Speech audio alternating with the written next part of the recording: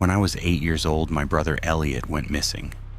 He was just 13 years old, but older siblings have this aspirational quality to them.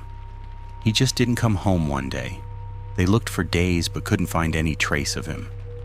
I was too young to understand what was going on, so I had to sit in my room and play with my Legos, hoping there'd be a knock on the door telling me things would be okay. There never was that kind of knock. They didn't find him. As days turned to weeks, the search party stopped. But even after everyone went home, I was still out looking for him.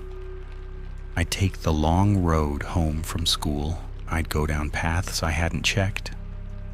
I had a crumbled up map in my pocket with circles around places that I knew he liked, and I was hell-bent on checking them all. People don't just disappear. It doesn't work like that. But after a while, there were no places left to check, no circles left to draw, and Elliot was still gone. Last thing he said to me was, "Later, Gator." I don't think you ever truly come to terms with something like that.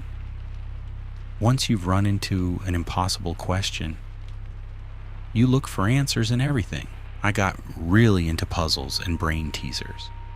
Not because it was fun, but because leaving unsolved mysteries could give me this immense sense of dread. I was a great student and one of the top contenders in the debate club. Again, not because I enjoyed it, but because, I hated not knowing. When I got a little older, I started volunteering for search and rescue parties. I'd made myself known with local law enforcement and informed them that I'd gladly volunteer. I figured if I couldn't find Elliot, perhaps finding someone else's missing sister or brother was the second best thing. At the very least, it could help me sleep at night. I know there's a lot of people saying, get over it, but you can only get over so much. I'm in my early 30s now. You can forget their face and the hopes you had growing up, but you can't forget the impact they had on you. You can't forget your own lived experience and the damage those years of uncertainty have left. Even if I never were to hear the name Elliot again, I can never forget the feeling of having the trajectory of my life take a sudden left turn. I'd like to talk about a search party I signed up for a couple of years back. At that time, I had been part of dozens of organized searches. I knew some of the people involved, and I was familiar with the gear. I got there early, taking some time off work. I put on the high visibility vest, the gloves, and got the backpack. Radio, water, flashlight, a couple of chocolate bars, a first aid kit in a waterproof bag. Now, I'd never found someone on a search like that, but that didn't mean I never would. You must believe in the best case scenario. We weren't handed a GPS, which surprised me. Turns out we were going underground, so we were handed these filtration masks to protect us from harmful dust and dead air. The missing person was a 17-year-old urban explorer. I live in a city with a metro system, and he'd been exploring an abandoned station on the outskirts of town. The family had been notified of a social media post pointing at the approximate location, but the details were sketchy. To help with the search, power had been restored to this part of the tunnels. Most of the emergency lights were meant to last for years, so there shouldn't be too much of a problem getting around. We were assigned into sections and teams where we were instructed to only follow lit-up corridors and hallways. However, as parts of the station had been abandoned mid-construction, there would be dark sections that were unfinished. If we found such an area, we were ordered to call it in and ask for further instructions. And with that, we were off. I was a bit miffed about not getting to see the abandoned station platform. That thing was supposed to be huge. Instead, I was assigned to one of the maintenance tunnels. It was originally meant to house heating pipes, but the pipes were never added. Instead, there were these lines across the wall and the occasional holes in the ceiling. You could tell they must have been surprised about the project shutting down. I found a whole toolbox abandoned by a half-mounted door. There were some personal items still in it. I was in a team of 4 people. We went down the halls slowly and methodically, calling out to the missing person as we went. We stuck to our side of the search and kept in radio contact with the organizer. It was hard to see what all the spaces were supposed to be, as we'd occasionally come across entire rooms with little to nothing in them. It made it hard to explain what we'd checked, as we couldn't accurately describe what was what. Was this supposed to be a control room or some kind of plumbing junction? Where on the map exactly was this supposed to be? We came to an unusually long corridor that split off in 3 directions. While staying within earshot, we decided to split up. I got all the way to the end of the hallway, where I stopped by a heavy door. The thing was almost solid black and as heavy as cast iron. I got the impression that it was some kind of security door, maybe leading to an underground bomb shelter. I called out to the others in my team, but didn't get a response. I called it in on the radio as I wrestled with the door. It was pitch black inside. The lights were out. I'm looking at a dark room at the end of hallway. C, I think? The one on the right, second right, past the boilers. Just stay within radio contact and leave the door open, the operator responded. Don't go so far you can't see the light. Got it. I entered the room. The room was a little smaller than the hallway, tickling the top of my head when I stood upright.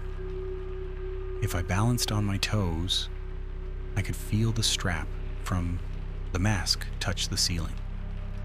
I tried to figure out what the space was meant for, but I couldn't make sense of it.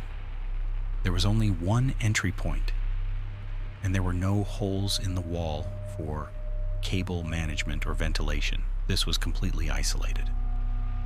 I tapped the radio again, swaying my flashlight back and forth. There's a corridor going deeper, I said. Is someone watching my back? Yeah, there's someone right outside, the operator assured me. You go on ahead. I took a couple of steps further, shining my flashlight down the hall. The light couldn't reach the end of it. It was such a long tunnel that it trigged my sense of vertigo, like for a split second it was sucking me in. I had this uncomfortable thought that maybe this was the feeling of going missing, facing this endless darkness you can't come back from. Maybe Elliot had thought the same thing once. I didn't like it. I was only a couple of feet from the door, but I decided I wouldn't take any chances. I turned to leave, and as I did, the door swung shut. At first, I didn't register what had happened. A door closing isn't a big thing. It might be misaligned, or there could be a breeze. This wasn't the case here. This door was solid metal. It wouldn't accidentally close on its own. I grabbed the handle and twisted and pulled, but it wouldn't budge. I couldn't even push it down. I'm stuck, I radioed in. The door closed. I can't get it open. Sorry about that. It happens. The operator sighed. Some of the hinges on these things are rusted shut. Stay by the door. Someone will get you out. Keep your flashlight on. I stayed by the door for at least 20 minutes, knocking on it occasionally just to see if anyone would knock back. They didn't. After a while, my flashlight flickered. It was far too soon for the batteries to die. Okay, I'm going dark here, I said. Someone needs to get me out now. They're having trouble finding your door, the operator responded. Far end of the right side hall, section C, past the boiler, that's what you said? That's right. There's no door here. There's an open door frame And something that looks like a closet but no door? That's impossible. Look, you might have the wrong order. If you went past the boilers, you could be in section C or D. There are parallel corridors. In that case, you can just follow the right-hand wall until you get to the other side. There's another search party already there. Right-hand wall, other corridor. Got it. I followed their instructions, grasping the dying flashlight. As I got to the seemingly endless tunnel, the light finally gave out. It was pitch black. I could close my eyes and nothing would change. Being in that kind of darkness is so disorienting. You start to imagine how easy it is to get turned around, to the point where you're wondering if you really are turned around. But I kept my hand on the wall and stuck to the right. Is it far? I asked. I can't hear them. It's a bit of a walk. There should be some functioning pipes running overhead about halfway through, so let me know as soon as you hear running water. I couldn't hear anything but my own breathing reverberating down the hall, but if there was running water down there, I wouldn't miss it for the world. I kept my hand on the smooth concrete wall and continued a step at a time. You have to go slow, as even the slightest shift in elevation can send you crashing face first into the ground. When you're exposed to that kind of prolonged darkness, your head kind of fills in the blanks. You start to imagine what the space around you looks like. It plays tricks on you. For example, I started thinking I was running my hand across wallpaper instead of concrete. It was smooth enough that, while walking, you might trick yourself.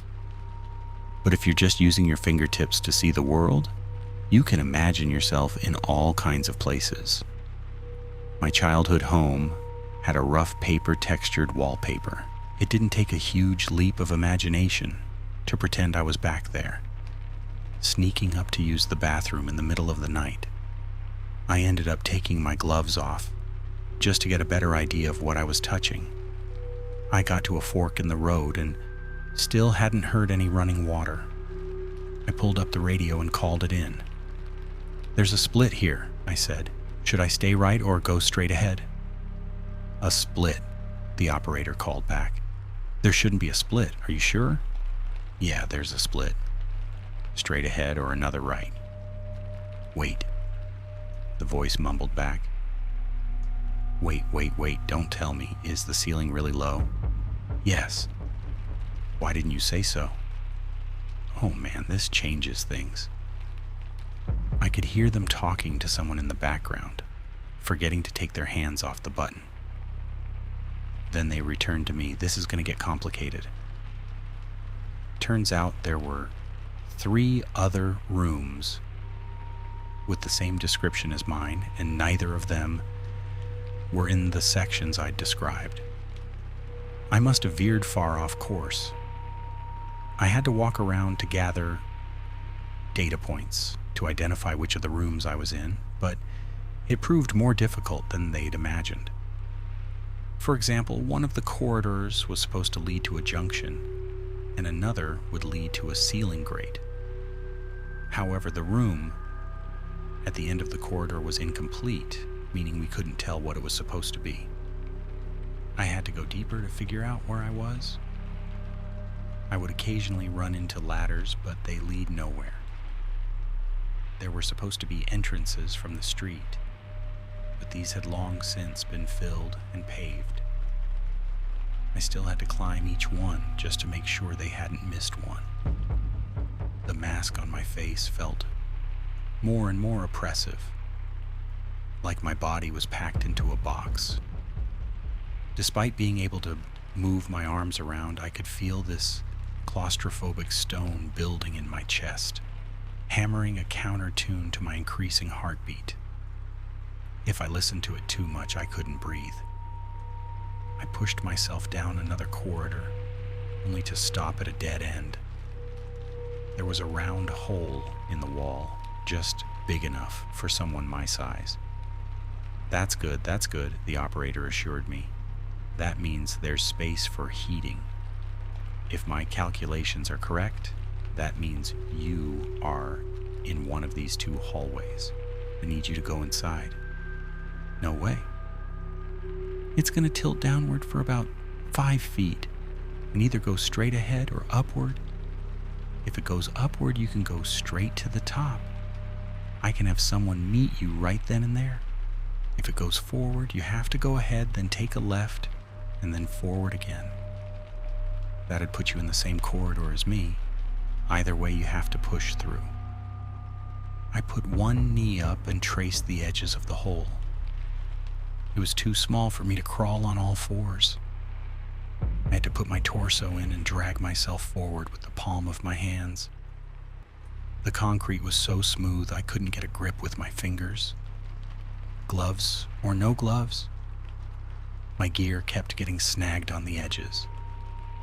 I stopped to have a drink of water and splashed a little on my face, psyching myself up. 5 feet, then up or forward. That was it. I crawled in, inches at a time. I had to stay calm. If I tried to take a deep breath, I could feel my gear pushing against the walls. It didn't hurt, but it was this constant reminder of how isolated I was. My heart was beating through my ears, with nothing to distract from it. There wasn't the slightest hint of an echo. I felt the tunnel tilt slightly downward. Not much, but enough that pushing myself back up would be impossible. If I went ahead, I wouldn't be getting back up.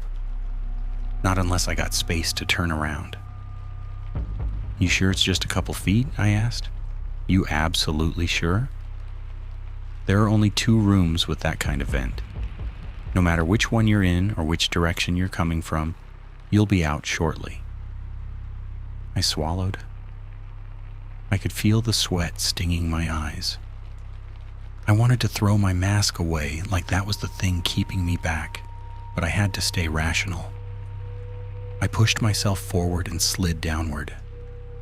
The tunnel evened out. I felt around for an upward exit but couldn't find one. That meant we'd isolated exactly where I was, and I had to push forward. My palms were so dusty that I could barely get a grip. I had to resort to rolling onto my back and use the rubber soles on my shoes for traction, effectively kicking myself backward. I could feel the heat of my breath gathering along the tunnel walls. Then the tunnel opened. It was so sudden that I lost my balance, haphazardly falling out head first. I did an awkward flip, landing hard on my left hip and shoulder. It wasn't a long fall, but enough for something to get sprained. I didn't want to imagine what the bruise might look like. I grabbed my radio and held onto it for dear life. "I'm out," I groaned. I made it to a room. "There's only one way forward," the operator said. "Go forward, then a left, and forward again. Once you see the light, let me know. I'm right at the other end." "That's it? That's really it? There's no other possible way." I got up, dusted myself off, and checked my gear. It was all there. Things would be okay. I followed the instructions. I went forward and took left. At the next fork, I went straight ahead, double-checking with the operator every step of the way. They assured me it was just around the corner, a matter of minutes at most. At one point, he said he was banging a wrench on a pipe and that I would be able to hear it any minute now. Now I just had to go straight until I came to a door. I was jogging, keeping my hand on the wall for balance. There were these small gaps in the wall every 10 feet or so, where there was supposed to be space for pipes. I'd walk, feel the gap, walk, feel the gap over and over. Then I dragged my hand across someone's face, open eyes, a nose, teeth, and hair. I stopped and turned around, my hand shaking like I'd touched a flame. "Is anyone there?" I asked. There was no answer. I debated within my own head, trying to figure out if I should head back and check again or keep going. Maybe it was the missing person. We were still out looking for someone after all. The search hadn't been called off. I took a couple of steps back and carefully reached out with my right hand. My fingers were anticipating the touch of skin, to the point where I could imagine their heat. But as I reached further, all I felt was concrete. There was no one there. I checked thoroughly, but there was nothing. I did hear a little metallic sound, though, as something stuck to my shoe. A small key. It had some kind of etched motif, like a sunflower. Maybe a blue one. I put it in my pocket with my first aid kit and kept going, making sure I hadn't been turned around. As I got to the end of the hallway, I reached for the door. "All right, this is it," I said. "I can't hear you, but I'm at the end of the hall. There's a door there. Just open it and I'll have someone come meet you." I fumbled around looking for a handle, but couldn't find one. I checked that wall 3 times, every inch of it. It was a dead end. "There's nothing here," I gasped. "There's nothing here." "Calm down. It should be on your left." "There's nothing on my left. Nothing on my right. It's a dead end. It's a goddamn..." I smacked my head with the radio and heard a click. Not as in something breaking, but something clicking into place. I turned the radio over in my hand, feeling around the back. The battery cover had been slightly off. That hit had put it back in place. I opened the cover just to make sure I closed it correctly. There were no batteries in the radio. I double and triple checked. There were no batteries. "Hello?" I asked. "Operator." I held the radio up to my lips, clicking the receiver a couple of times. There was no sound, just the clack of plastic. "Hello?" There was no response. I collapsed against the wall, taking a moment to collect my thoughts. It didn't make sense. The battery cover had been closed. Even when I smacked my head with the radio, I would have heard 2 batteries tumbling to the floor. I couldn't have lost them earlier, as then the operator couldn't have talked to me in the corridor. Something wasn't adding up. I swept my hands across the floor, checking to see if the batteries were there somewhere. They weren't. But I couldn't just sit in the dark and wait either. I had to do something, try something. This was another puzzle to figure out.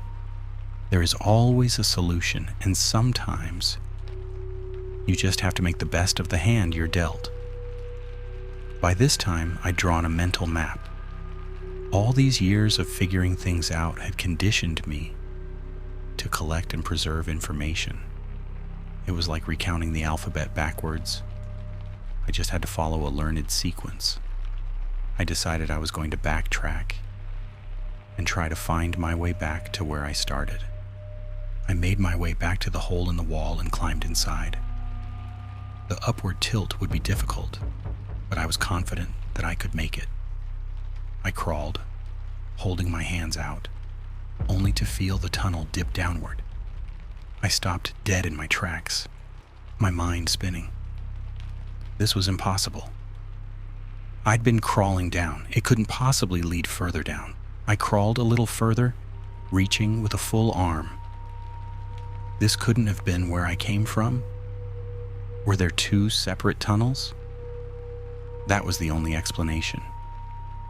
I pushed myself all the way back out, but couldn't find a second hole in the wall. I figured I must have been turned around somewhere, taken a wrong turn. Went straight instead of right at a split, something like that. I had to slowly and methodically map out my surroundings, one room and hallway at a time. It's easy to second guess yourself in the dark. You have nothing to rely on but your thoughts and impressions. And those are easy to misunderstand. It can be challenging, even in a familiar environment. Ask anyone who's had to go to the bathroom during a power outage. I was somewhere deep underground, in an unmapped area without light or direction. I must have wandered for hours. I mapped out 2 branching corridors leading to 3 rooms and 4 dead ends. There were no doors, and only one hole in the wall leading to a tunnel. And yes, I checked it again. It kept going downward. No, I didn't proceed that way. I ended up in one of the smaller rooms, rolling up my high visibility vest into a pillow. I drank some water, but saved some for later and chowed down on a chocolate bar. The others were probably looking for me by now. I tried not to think about the radio. That was a piece of the puzzle that made my stomach roll. No matter how I twisted and turned that thought, I couldn't get it to make sense. If it was empty all along, I was the problem. If it wasn't empty until that last click of the battery cover, there had to be batteries on the floor. I couldn't find any, but that didn't mean there weren't any. And yet, I didn't have a clear answer. I ended up spending the night down there. It's difficult to sleep in that kind of darkness. After a while, you don't know if your eyes are open or closed. You don't know if you're sleeping or not. The barrier between imagination and reality is paper thin, and you start thinking whatever you dream about is really there. There could be someone in the room just inches away, and I would have no way to know for sure. It was the first time in many years that I thought about Elliot. Not just the reality of him going missing, but him as a person. I imagined what he might have felt like during those last few hours or days. Had there been someone with him, or had he faded away in the dark? He and I had always been very similar. Chances are we would think the same thing in our final moments. And if this was one of my final moments, I was scared. He would be too. I tried not to think about it. There was no way to know for sure, and imagining the worst wasn't helping anyone. He could have run away, eloped with a pretty girl, and lived in some hippie co-op. He might resurface in 20 years. You can't tell the future, but somehow, a part of me felt like it knew. It knew he'd gone someplace dark, where he could never come back. Maybe it was the next day or just a couple of hours, but at some point I got up. I decided I was going to check the tunnel again. There must have been some kind of misunderstanding. I drank my last gulp of water and followed the map in my mind. The layout was different. There were more rooms and shorter corridors. If you took 2 lefts, there were a couple of stairs. There was a larger room with a rounded floor for draining liquid. I would go down the same hallway twice, and I could swear it was different lengths. I would count my steps and end up with the same result. But one would take a minute to pass, and the next it would take 2. I felt like I was losing my mind. Every time I tried to make clear sense of that place, it seemed to shift and change. Like it wasn't finished in more ways than one, like an approximation of space and dimension. After my 3rd pass around the same rooms, and still not making any sense of it, I took a break.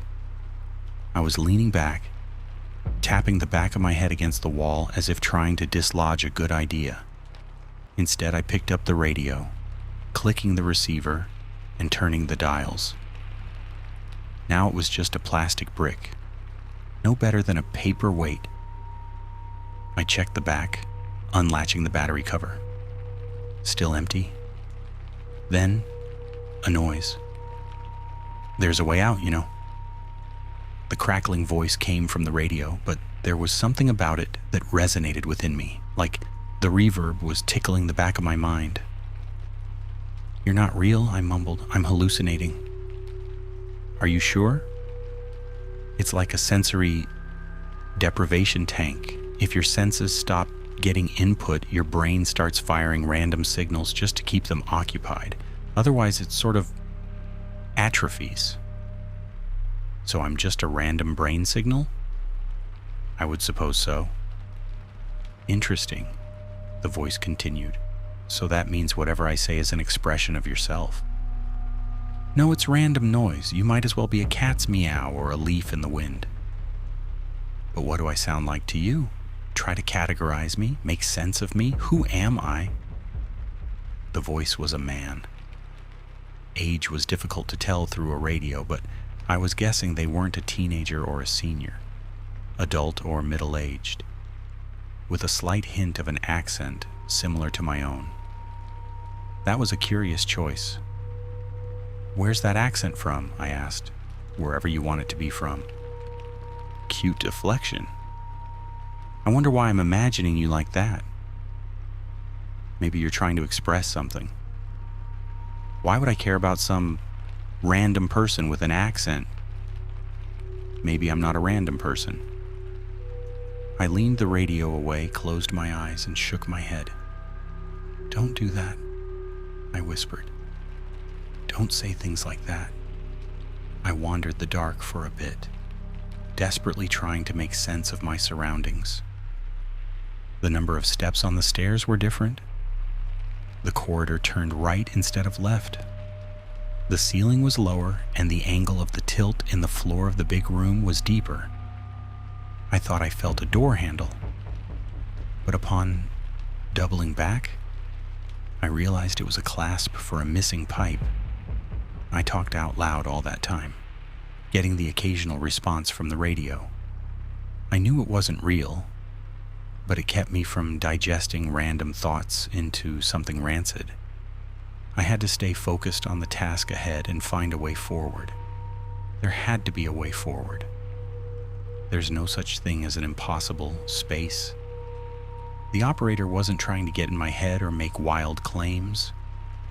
Most of the time he was just listening, adding the occasional remark when I made an incorrect statement or misinformed decision. And when I came back to the same room I'd already been in for the umpteenth time, tearing my own hair out with frustration, that voice came through loud and clear. Do you want a suggestion? You're not real. Then what's the harm? It doesn't make sense, I snapped back. I'm talking to a wall. Anything that comes from this is at best accidental. You have any better ideas? I flung the radio across the room, shattering it against the wall on the other side. I heard the plastic clatter and roll down the tilted floor, pooling at a small grate in the center of the room. Some of the smaller pieces trickled through. I pushed my hands against my ears, trying to clear my thoughts. Are you done? The voice wasn't coming from the radio anymore. It was resonating through me, like my bones were picking up a radio signal. I didn't know what to say. Before I could open my mouth, it answered for me. Then let's get going. I was out of ideas. My tongue was going dry and my head was swimming from prolonged stress. I could feel this sense of exhaustion seeping into my bones, turning my movements slow and sloppy. I was dragging my feet and not even touching the walls anymore. If I stumbled or walked into something, that was on me. That was fine. The operator mentioned a few suggestions. Take a left turn instead of going forward. Stick to the right. 3 steps back. Sharp left. When I could be bothered to filter out that voice from the screaming in the back of my mind, I did as I was told. And slowly but surely, I began to notice things changing. There were different rooms, and the air grew denser. There was a strange smell in the air.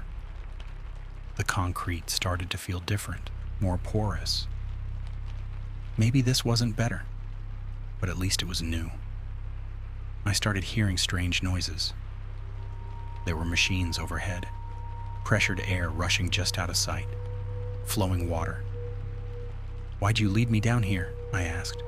You tricked me into this. You were already tricked, the voice responded. I've been trying to get you out, but it shifts things around. You told me I could go in and that there were people backing me up. I was trying to put you at ease while I figured this out. Figured what out? What are we doing here? It wants you to go a certain way. Haven't you ever wondered why you're always drawn to look in places you weren't supposed to? It wants you to find it. And now you're very close to doing so, and trust me, you don't want that. Why not? I said, shrugging.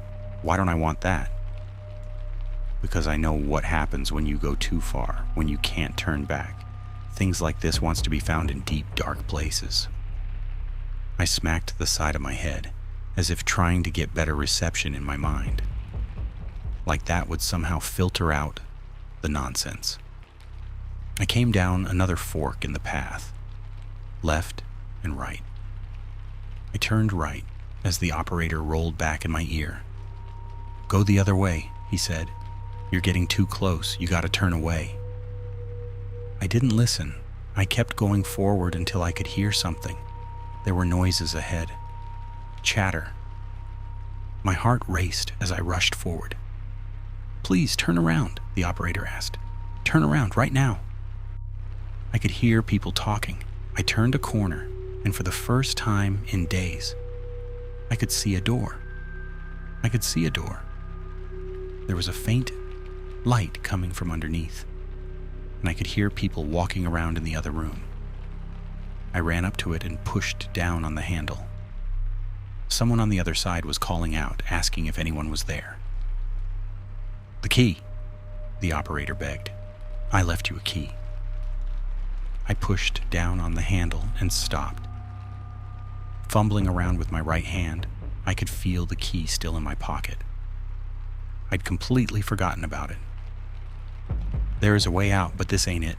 I promise you, this ain't it. Please don't do this. Please don't go that way." "Why not?" I whispered. "They're right there."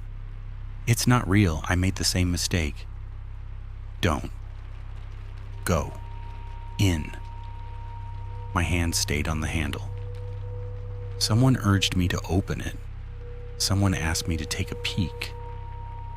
They were laughing with relief, saying how pleased they were to finally have found me.